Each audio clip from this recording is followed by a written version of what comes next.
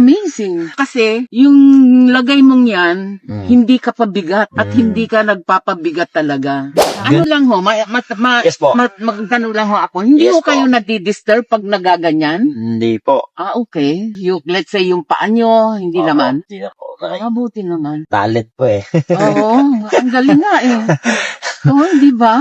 Cool ba na? Cool. Oo. Ano nga ako, amazing.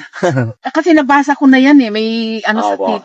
TV yan, si Karen Davila may in-interview. Alam, kayo ba yun? Yes po. Kaya ko ngayon ako pa kayo tinitignan eh, familiar eh. Dapat yung may Karen Davila. Oo. Ako po yun. Oo, nakakatuwa naman at nasakyan namin kayo.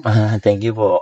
Pandemic time po yun eh. Yung Doon ko nga nalaman yung ganyang klaseng syndrome. Opo. At hindi kayo hindi kayo sagabal sa society kasi ito niyo yan, nagtatrabaho kayo. May magagawa tayo sa Hindi kasagutin ng Hindi, gobyerno. hindi tayo pabigat. Pabigat, oo. Na-proud niyo pala kay Karen Davila po, interview.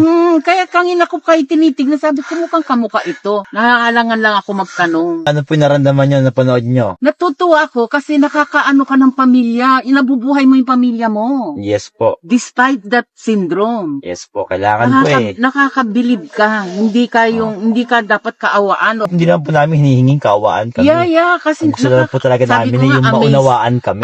Amazing ka kasi yung lagay mong yan, hindi ka pabigat at hindi ka nagpapabigat talaga.